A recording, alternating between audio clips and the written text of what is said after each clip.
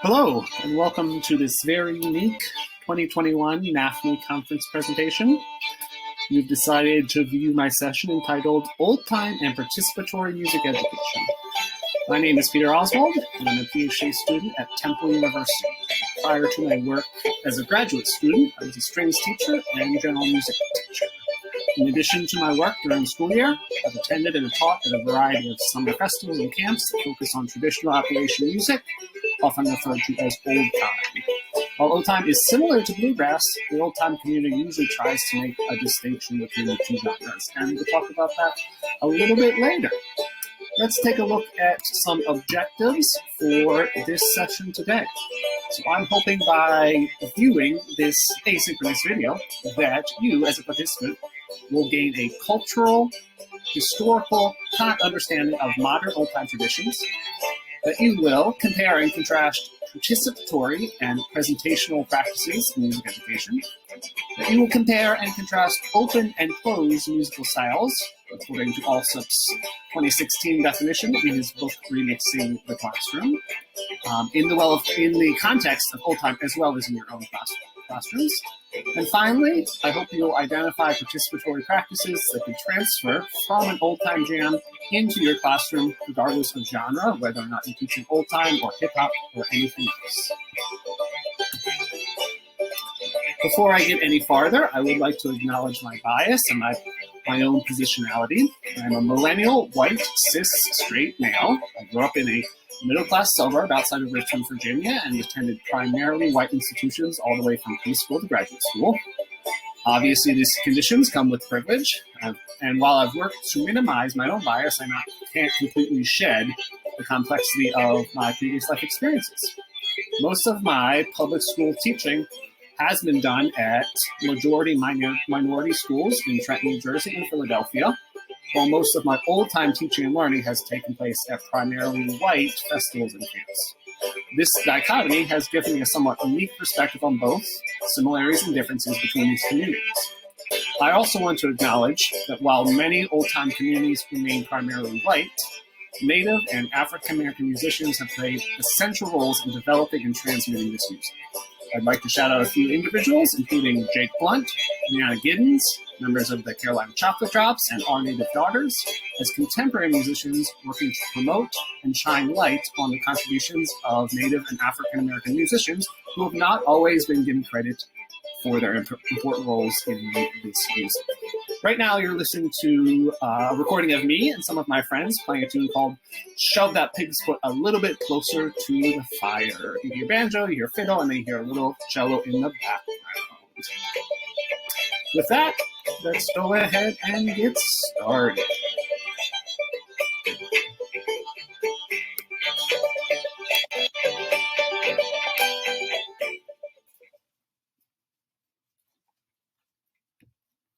Here are some starting questions. What does participation mean in your classroom? Maybe it means showing up with a pencil and your instrument. Maybe it means playing or singing whenever you're asked. Maybe it means working in small groups to meet the objective of the lesson. Or maybe it just means not talking during the rehearsal. Secondly, how do you implicitly or explicitly show the value of a performance? This might seem like an odd question to ask of a music teacher, but I found it to be very revealing in my own teaching to consider what a performance actually looks like in a culturally responsive classroom. What musical experiences and expectations might my students bring to the classroom? What might it mean to be a performer, or to perform, or to participate in music? To that end, I ask you, what is the relationship between participation and performance in your class? For this presentation, I will be drawing heavily on Thomas Trino's book, Music as Social Life, right here, 2008. In here, Torino talks about participatory musicking as a social event with no distinction between the audience and the performer, as opposed to a presentational musicking event where there's clearly defined roles between the performer and the audience member. Old time is a great example of this, but Torino in his book gives us a few different examples from around the world of participatory musicking cultures. One of the important things about a participatory musical culture is that people might play a variety of roles. So there may be some people performing instrumentally. There may be some people dancing or participating with body percussion, clapping, or even just cheering on. Christopher Smalls takes this idea of participating and musicking, as he says, even farther and suggests that anyone around this social musicking environment is actually taking part in the musicking, even the guy selling the tickets at the door or the people preparing the lights in more of a presentational format. This also extends to David Elliott's ideas of praxial music education, where we sort of look at the whole context and think about music as more than just the things we're hearing or are playing, but everything surrounding it that gives it meaning.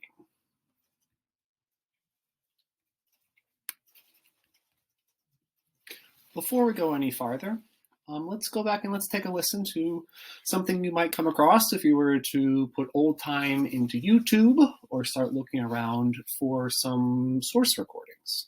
This is the fiddler Luther Davis. He's a Virginia fiddler. I believe this video is from the 70s sometimes, so you can see even then he was quite old. But take a listen. That's what gave his name, Piney Wood. She asked him what the name of it was. He says it hasn't had any name right now. But he says it's a Piney Wood girl. And that's what it's went from ever since. And I played one here a while ago. I forgot I told you it's old Uncle Eck Dunford's tune. That old Uncle Eck Dunford learned. I know it. From Old Man Leonard. Play that Piney Woods. How's it go? Well, you've heard me play it 1,000 times.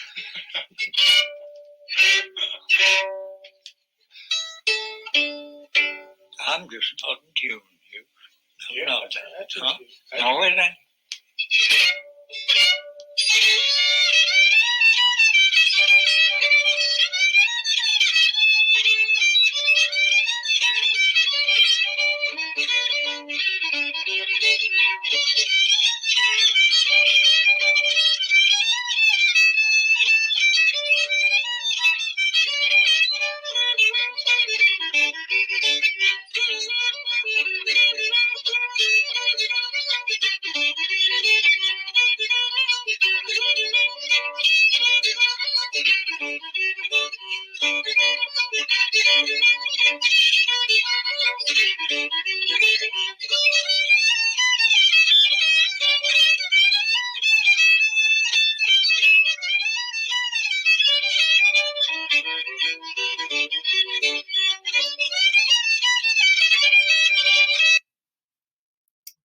All right, what are your initial reactions to Luther Davis?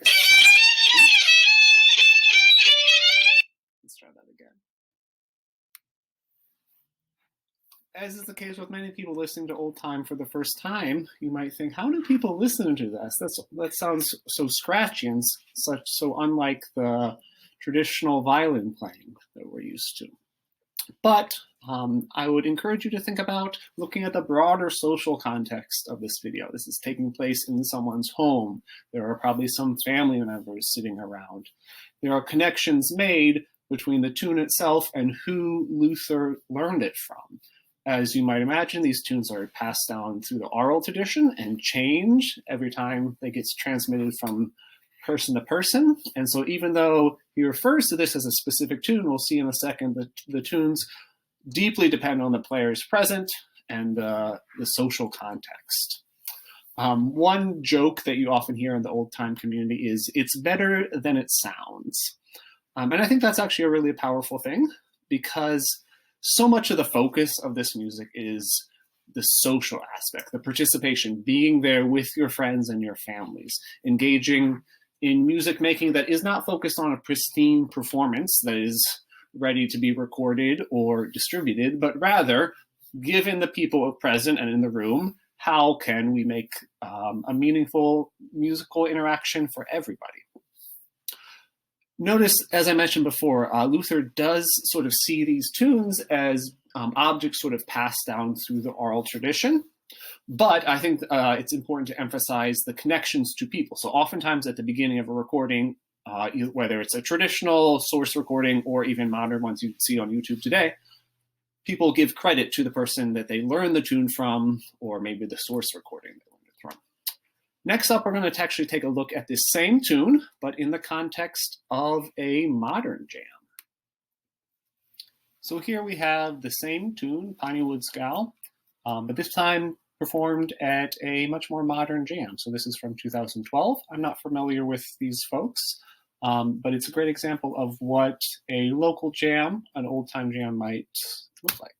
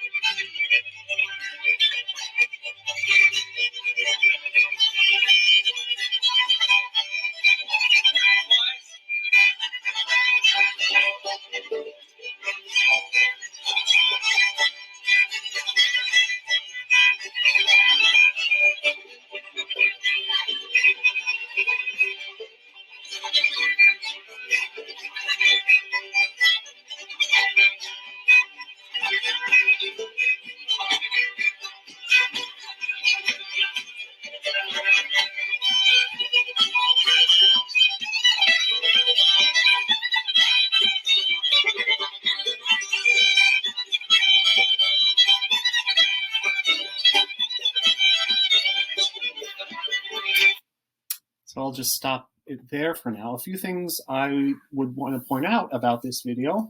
First of all, the context. It looks like it's in a coffee shop or a coffee house someplace. There's no real audience here. It looks like there's some other folks sitting over on the other side of the cafe. But aside for the people in the circle, there's not so many people paying close attention to what's going on. Speaking of the circle itself, notice how everyone is facing in each other. We're not facing towards an audience or towards a leader. Also, the lack of sheet music or any kind of notation. Traditionally, and actually this is something that you see at most festivals and jams, people are not reading off of notation, they're learning by ear.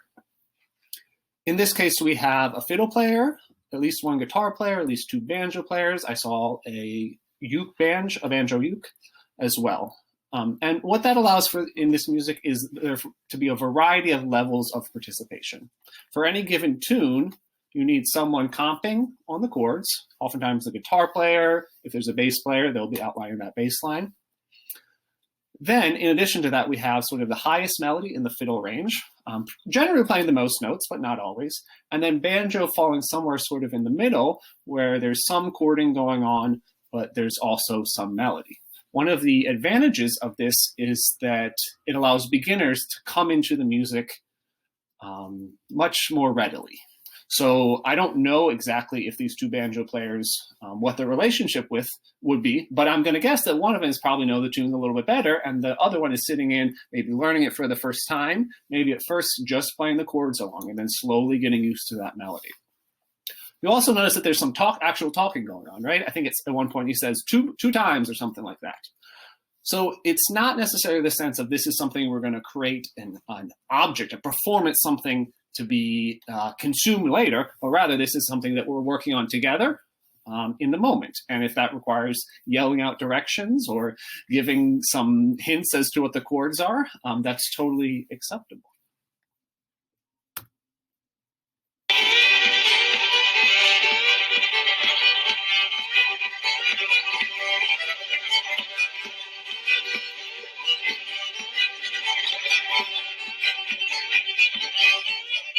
You might ask yourself, well, how did we get here?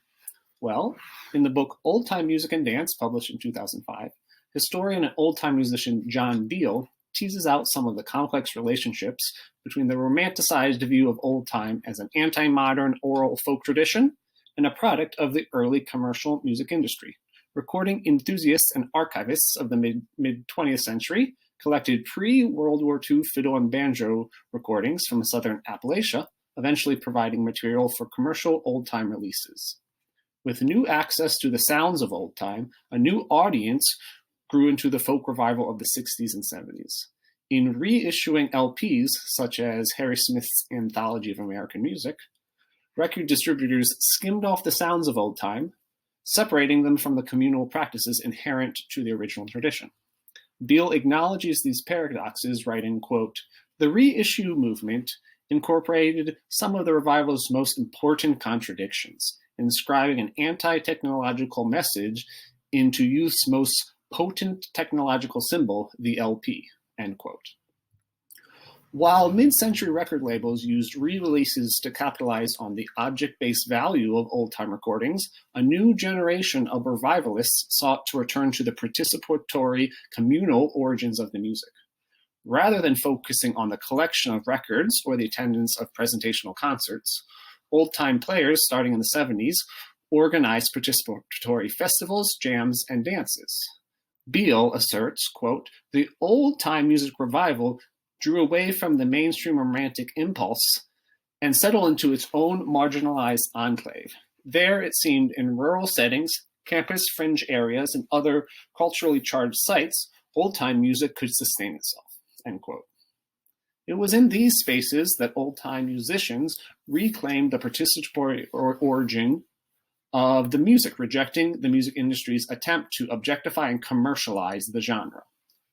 Modern old-time communities have continued similar practices, allowing for relatively low financial barriers to participation and communal rather than commercial ownership.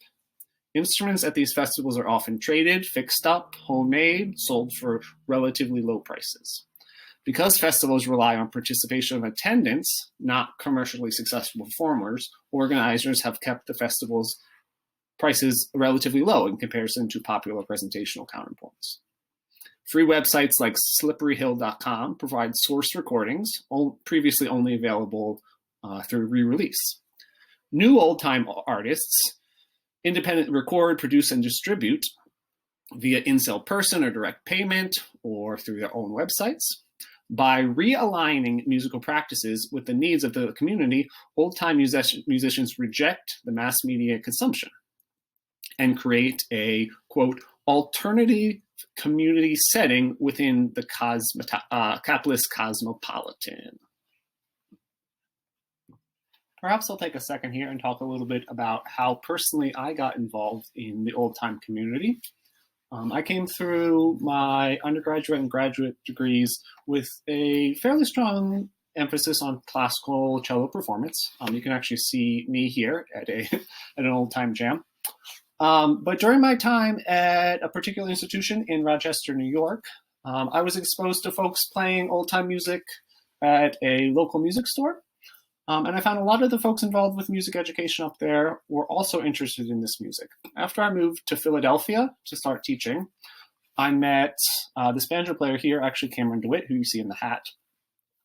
And originally just started working on singer-songwriter stuff with him. But he was super into old time, and he actually took me to Clifftop, which is this festival that you see here. And being at that festival was really a turning point for me, understanding exactly what participatory music education or music looked like, and how it might actually be a really great thing to consider in music education. One of the interesting things is you go to these festivals and you play at a bunch of jams, and then you come home and you realize, oh, someone recorded a video of it. So I had no idea this was happening at the moment, but I think this particular video is a great example of the participatory the scene, because you can see here we're in a tent, there's a whole bunch of people around, there's this small circle in the middle, but then you'll see as the video pans out, there's a few dozen other folks standing around with a variety of instruments. We see a trumpet here, a mandolinist playing back here, our washboard player here, and everyone's sort of engaging at their different level. To be honest, at the end of the day, it sounds a little bit hectic and crazy, but that I think that's okay. I think that the spirit of the music is still there. Let's give it a listen.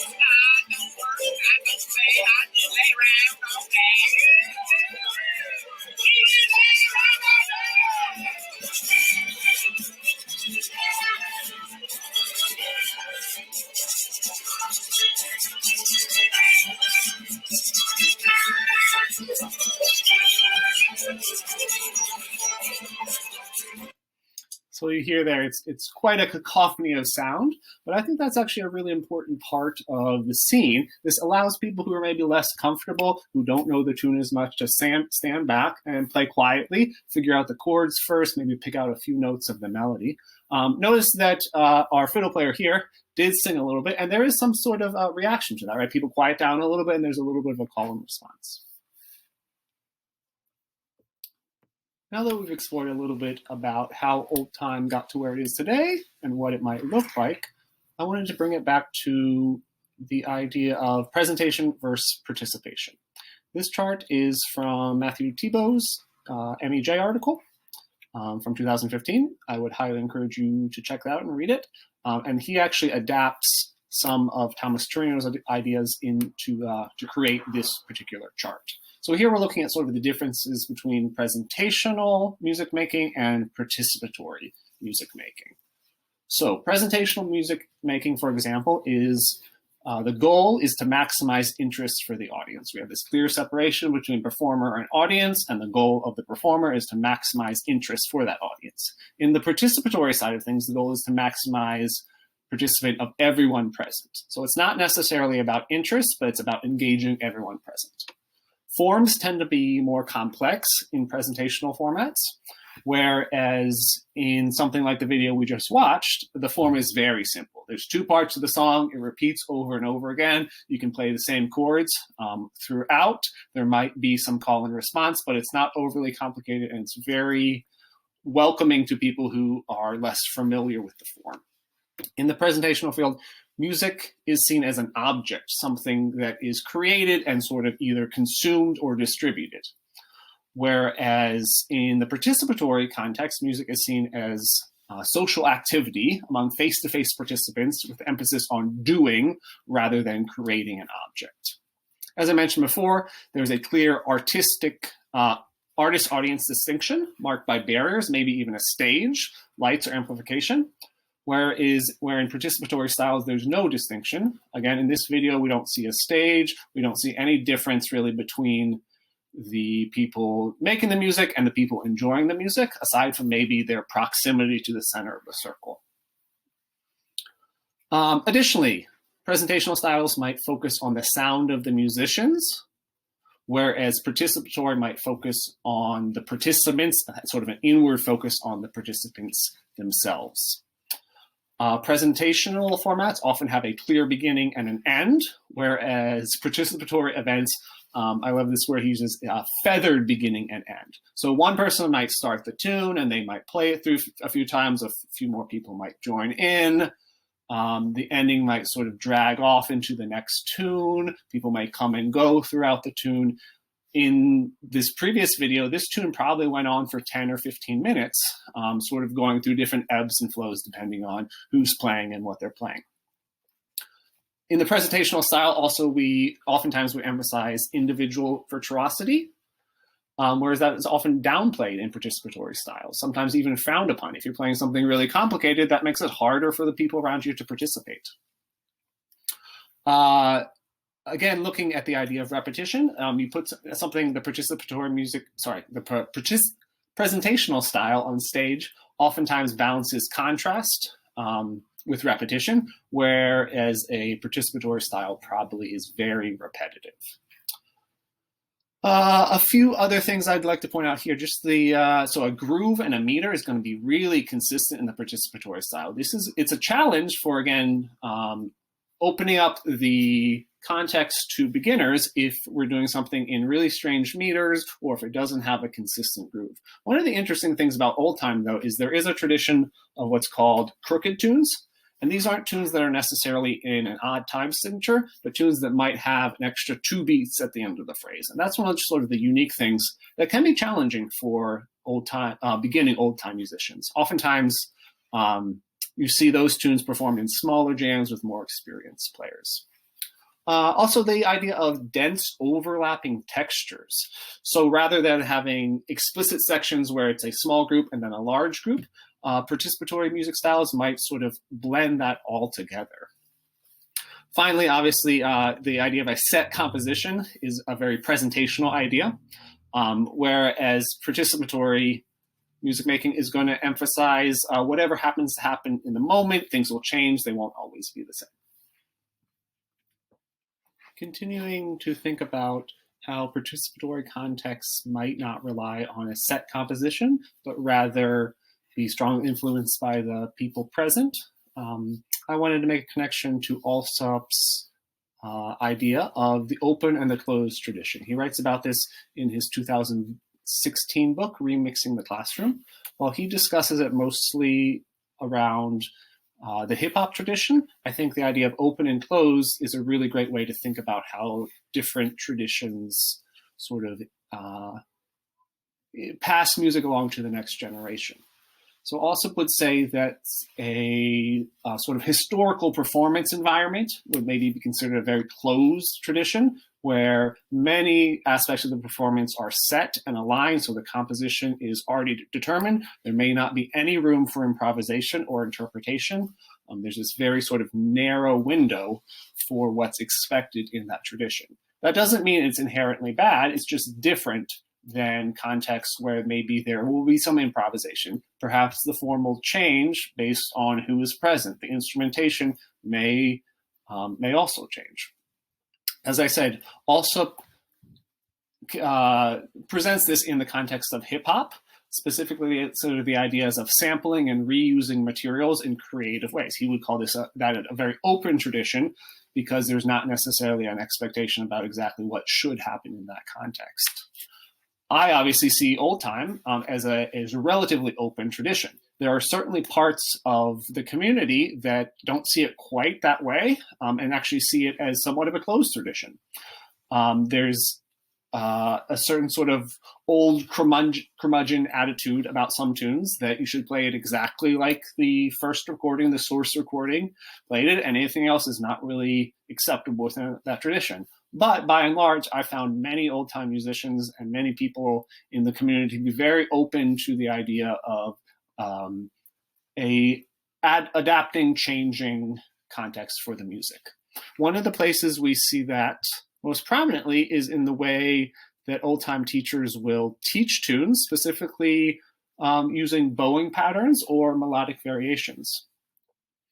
So in both formal and informal educational settings within the old-time community, teachers have traditionally embraced differentiation in student ability through rote teaching of multiple possible variations of any melodic phrase or bowing pattern. Rather than providing a single prescribed part to be learned, old-time teachers allow and encourage creativity and individual differences in student performance. Researchers Blanton, Dillon, and McLeod in their 2014 study describe the teaching practices of 3 modern tradition bearers at the Swannanoa Old Time Gathering. They note that all 3 encourage students to think of tunes as relative to the participatory context. Rather than having one right way, each player develops their own individual version, incorporating both the idiosyncrasies of that particular jam as well as their past musical experiences. Even after initially learning a tune, one tradition bearer suggests that the melody is meant to change and adapt over time. He described to the researchers saying, "I would always try to say, I would be really disappointed if we met again 10 or 15 years down the road and we're playing these things exactly the same way I taught you, because that's a real departure from the old-time traditional music. You eventually have to find your own voice, figure out what works for you."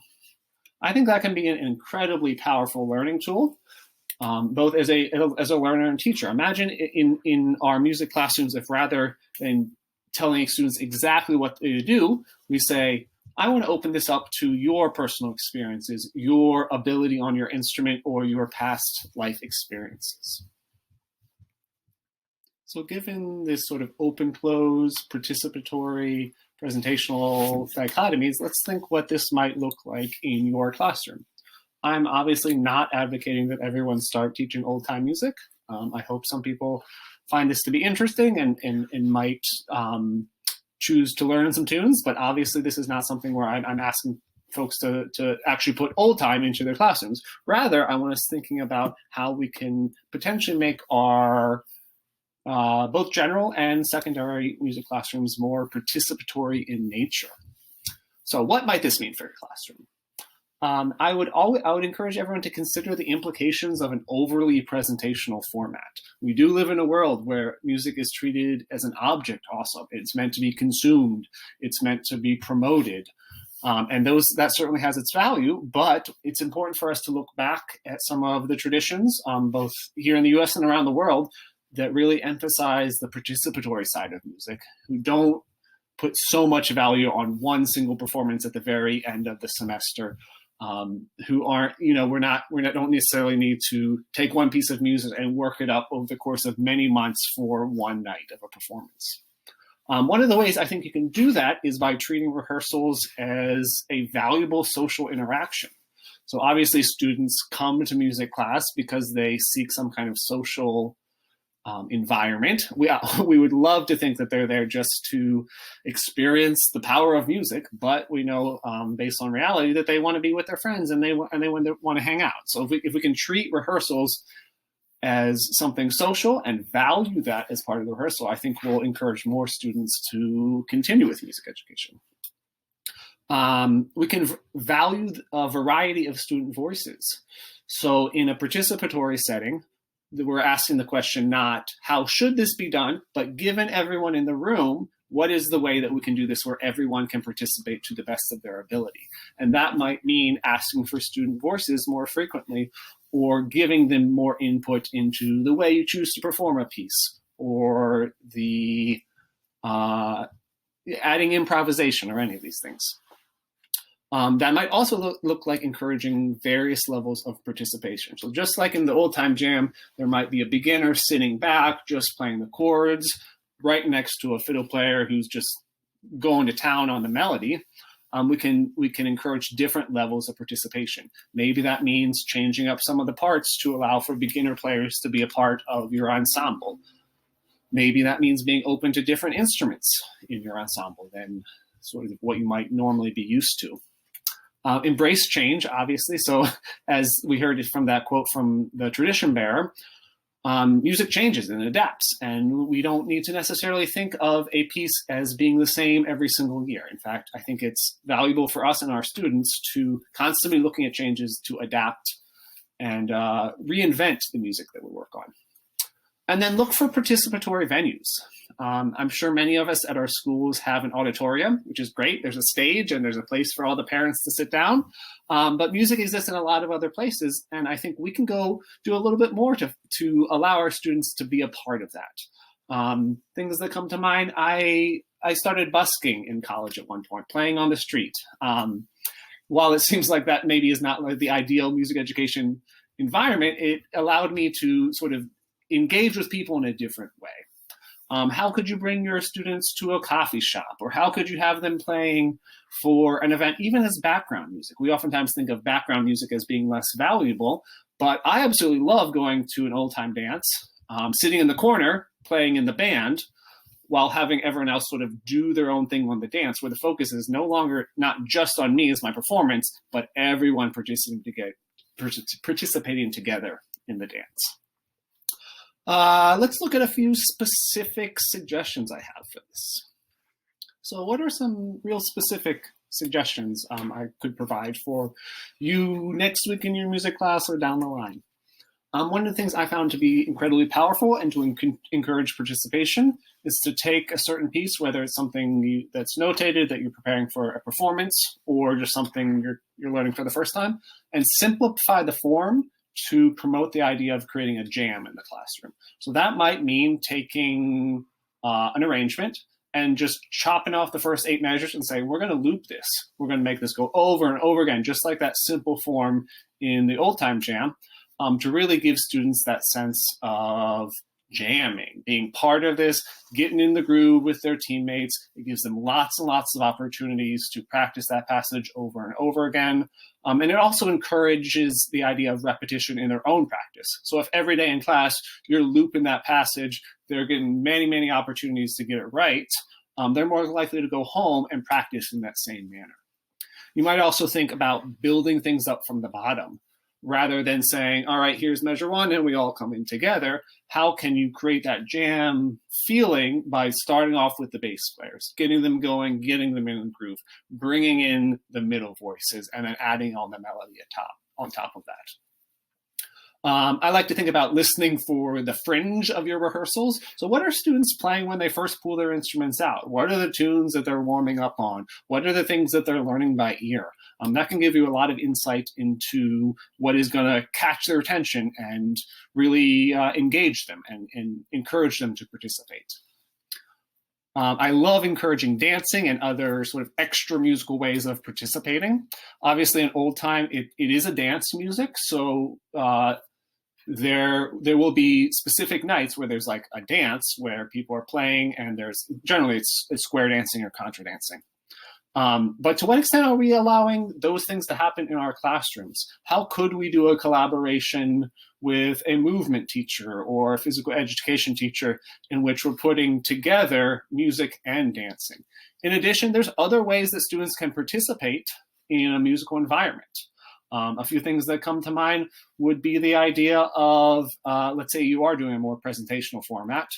Who is doing the lighting? Who is preparing the stage? Who is making the posters to promote the event? How can you bring in these extra musical ideas and make them part of your classroom? In addition, how can you take your music class out into the school? Can you play during lunch? Can you do a little carol? This is a pretty common one. You know, you take your students around and you carol around the holidays and you play. Maybe you can make music more a part of the school community without actually putting on a concert in the auditorium. And then finally, seek out community involvement. I think all of us in whatever community we're in, we have people making music together outside of the school. And oftentimes those exist in participatory contexts. And seeking those people out, I think, is a really wonderful thing. One of the things I love about old time is sort of the intergenerational nature of the music. Oftentimes you'll see kids there with their parents, and then much older tradition bearers all working together and playing together. And I think that has amazing potential for school music programs. Well, with that, I think I'm going to wrap things up. I want to thank everyone for attending this asynchronous session. I'm hoping that something I said gave a little light bulb or something to think about in your teaching. Obviously, feel free to reach out to me. I am a PhD student at Temple, and you can reach me at peter.oswald@temple.edu. I hope to see everyone in person not too long from now at a future conference. If you're interested in any of the references, here are the folks that I mentioned in today's presentation. So thank you once again, and I hope you enjoy the rest of this conference.